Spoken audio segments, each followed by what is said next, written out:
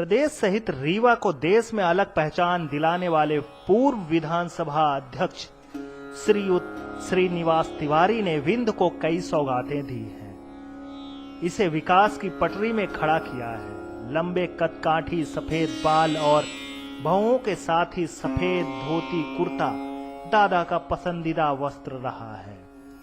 इसीलिए लोग प्यार से व्हाइट टाइगर कहकर पुकारते थे। टाइगर की तरह आक्रामकता देखकर विपक्ष भी व्हाइट टाइगर की संज्ञा देते थे।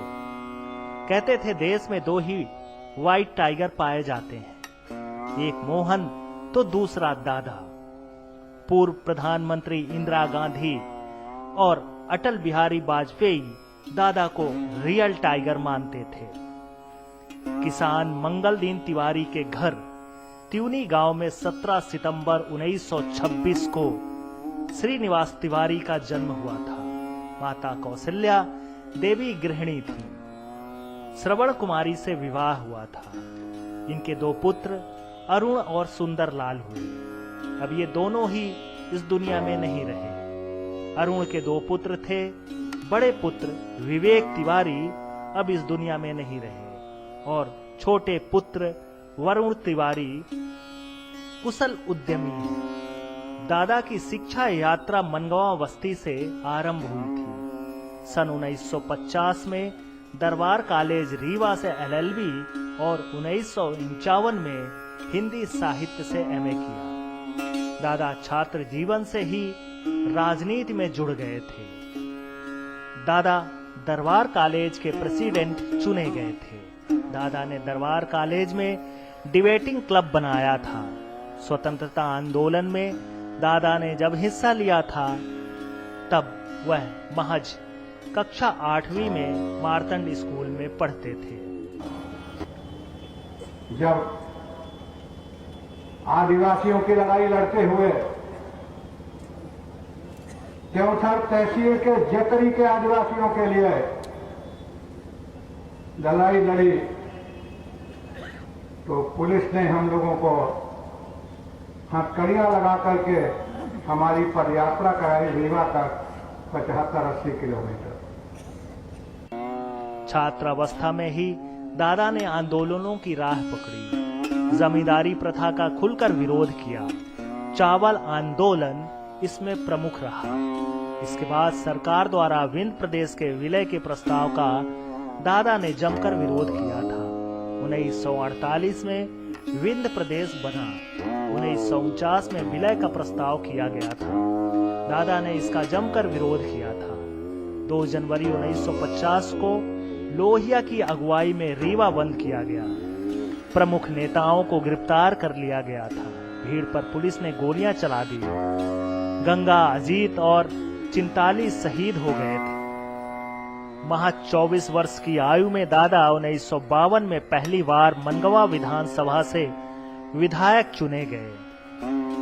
दादा ने सर्वहारा वर्ग के उत्थान के लिए पंचायती राज के विस्तार, वनों के संरक्षण, दूर संचार, गृह उद्योग, शिक्षा, स्वास्थ्य, विश्वविद्यालय की स्थापना, रेल, अस्पताल सुविधाओं के लिए विधानसभा में मुद्दा रखा। यहाँ तक कि संजय गांधी मेमोरियल हॉस्पिटल की खातिर मंत्री पद छोड़ने की चेतावनी भी दे दी थी। दादा का विधानसभा में सर्वाधिक समय तक भाषण देने का रिकॉर्ड है।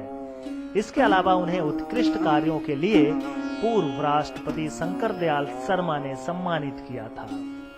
1952 से 1957 तक दादा सदन में विपक्ष की भूमिका में रहे। कि हम ये बताएं आपको कि हम भी जेल में हैं। हम बताएं आपको कि हम भी हथकड़ी पहने हैं। हम बताएं क्या आपको कि हथकड़ियां पहन करके कम से कम 100 मील लोगों ने हमारे हमको रंगाया है।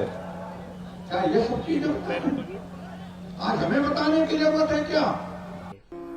29 नवंबर 1967 को भूमि विकास बैंक के अध्यक्ष निर्वाचित हुए थे। 31 दिसंबर 1974 को केंद्रीय सहकारी बैंक के संचालक मंडल के अध्यक्ष बने। 22 मार्च 1990 को विधानसभा अध्यक्ष चुने गए थे। विधानसभा के इतिहास में पहली बार हुआ था जब सत्ता पक्ष ने प्रस्ताव किया कि सदन के उपाध्यक्ष का पद प्रतिपक्ष के सदस्य को मिले। उपाध्यक्ष श्रीयुक्त ने सदन के संचालन की नई परिभाषा गढ़ी। दादा को 24 दिसंबर 1993 को पहली बार विधानसभा अध्यक्ष निर्वाचित किया गया। दूसरी बार 1 फरवरी 1999 को निर्विरोध अध्यक्ष चुना गया था। 2003 के चुनाव में पराजित होने के बाद दादा सत्ता पक्ष को आईना दिखाते रहे।